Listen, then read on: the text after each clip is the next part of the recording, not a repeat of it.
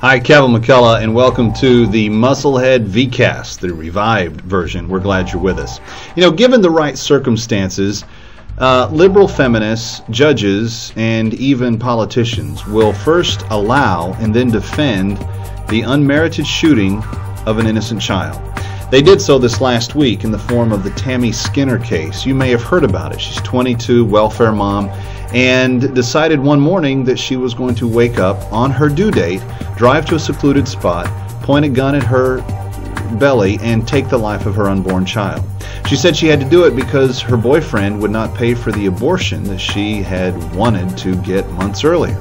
She also said that he was causing all kinds of emotional abuse, not enough for her to stay away from and stop having sexual relations with, but enough to blame for the tragic loss of the child's life when it was all over.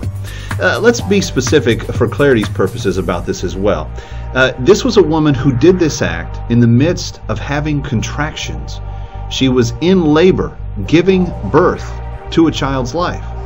Virginia law states that any third trimester abortion that is without special medical circumstances is in fact illegal. Virginia law is even more specific than that, saying that any person who administers or were to cause via the use of drugs or any other thing with the intent of destroying the child is illegal. Those abortions are illegal. Yet even in the face of that kind of legal specificity, Skinner's attorneys were able to argue to the judges in the case that she had the right to do this because they said that the law indicated that only other people, when the word any is used, any person, it means that any other person outside of Skinner herself could do this to the unborn child and it would be illegal, but for her to do it, it's totally allowed. The judges cleared her of any wrongdoing in the case, and that was the sad part of the matter. On my show, I talked about this, and I said, you know, it would make a lot of sense if we were to take grandma or auntie and put Skinner's children in their homes. The judges sent her back to the two children she already had and basically said, well, you're okay to be a fit mom. I've reserved the majority of my scorn on this matter for the pathetic logic used in arguing the case. I mean, when you think about it, the difference that people are trying to draw between murder of children that have been born outside the womb and on this particular instance, a child that was being born, is really severely sickening. Think about the Andrea Yates case. How many people were stunned, shocked, horrified at what Andrea Yates did to her children, systematically drowning them one by one? Except for liberal feminists, most people were also equally sickened by the Amish schoolhouse shootings just down the road here in Pennsylvania. We recognize the horror of taking an innocent life. Even Scott Peterson got double the sentence and will lose his life for taking his unborn child's life along with that of his wife Lacey.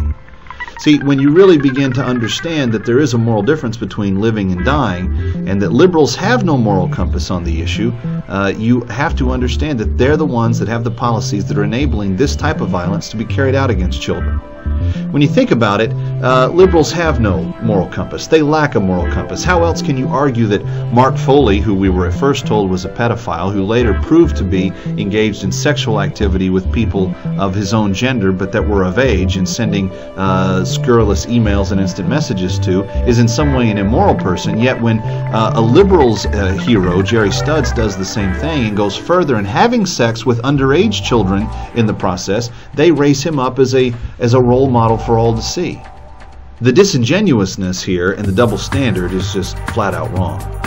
Judges in this case failed to see the humanity of this unborn child. They preferred to instead emphasize the choice of convenience that Tammy Skinner, the 22-year-old welfare mom, was allowed to have. And evidently they sent her back home to have more sex with other men who may in fact give her another child. Liberals don't care about the end result here because they lack the discernment that values the value of an innocent human life. They also lack the values that help them to determine between right and wrong, good and evil. That lack of discernment, that lack of ability to see good and evil and right and wrong, that lack of a moral compass ultimately corrupts everything they touch. And that's why it's so sad when liberals will look the other way when it comes to the shooting of innocent children. I'm Kevin McCullough.